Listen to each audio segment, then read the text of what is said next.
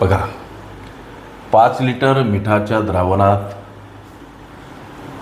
हा शब्द इथं त्यांना लिहायचा विसरला, द्रावणात, आणि मी पण विसरलो, लक्षात घ्या. 5 लिटर मिठाच्या द्रावणात 40% मिठाचे प्रमाण आहे. त्यात नवीन 3 लिटर पाणी मिसळविल्यास नवीन द्रावणातील मिठाचे प्रमाण किती? मिश्रण गुणोत्तर या प्रकरणाशी संबंधित हा प्रश्न. एकूण द्रावण लेकरांनो 5 लिटरचं. एकूण द्रावण किती? तर 5 लिटरचं. लक्ष द्या. आणि या द्रावणामध्ये गणित काय म्हणते? मिठाचं प्रमाण आहे 40%. मग इथं मीठ आणि द्रावणातील दुसरं संयुग काय असणार? तर पाणी. मिठाचं प्रमाण 40%. गोष्टी लक्षात घ्या. मीठ किती आहे? 40% आहे.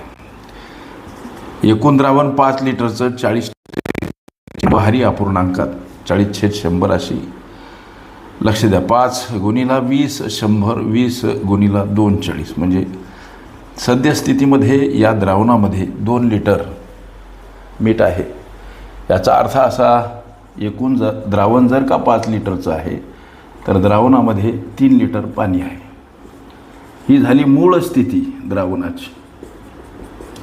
2 लिटर मीठ, 3 लिटर पाणी, मात्र द्रावण स्वरूपात, बरं का. आता गणित म्हणते की नवीन 3 लिटर पाणी मिळवायचं बरं का. म्हणून अधिक 3 लिटर हे मिळविण्यात येणारं पाणी, नवीन टाकलेलं पाणी. प्रश्न मनाशी असा करा लेकरांनो, हे एकूण पाणी किती झालं? तर 6 लिटर झालं. एकूण पाणी, एकूण द्रावणातील आता पाणी किती झालं? 6 लिटर झालं. आता एकूण द्रावण किती झालं? हा एक प्रश्न मोक्याचा. आता नवीन एकूण द्रावण, नवीन द्रावण किती झालं हो? तर 2 लिटर मीठ आहे त्या प्रमाणात स्थित आहे आणि 6 लिटर पाणी झालं. म्हणजे एकूण द्रावण झालं लेकरांनो 8 लिटरचं. या एकूण 8 लिटर द्रावणामध्ये, म्हणजे या नवीन द्रावणामध्ये मिठाचं प्रमाण काय? हा जो तुम्हाला प्रश्न विचारला. मिठाचं प्रमाण ते आहेच 2 लिटर. एकूण द्रावण किती झालं? 8 लिटर. कसं काय 8 लिटर झालं? या मूळ द्रावणामध्ये 2 लिटर द्रावण स्वरूपात मीठ होतं, 3 लिटर पाणी होतं, नंतर 3 लिटर पाणी वाढवलं, आता एकूण पाणी 6 झालं. मूळ द्रावणामध्ये असलेलं मीठ तेच आहे 2 लिटर. म्हणजे 6 2 8 हे एकूण नवीन द्रावण झालं 8 लिटर.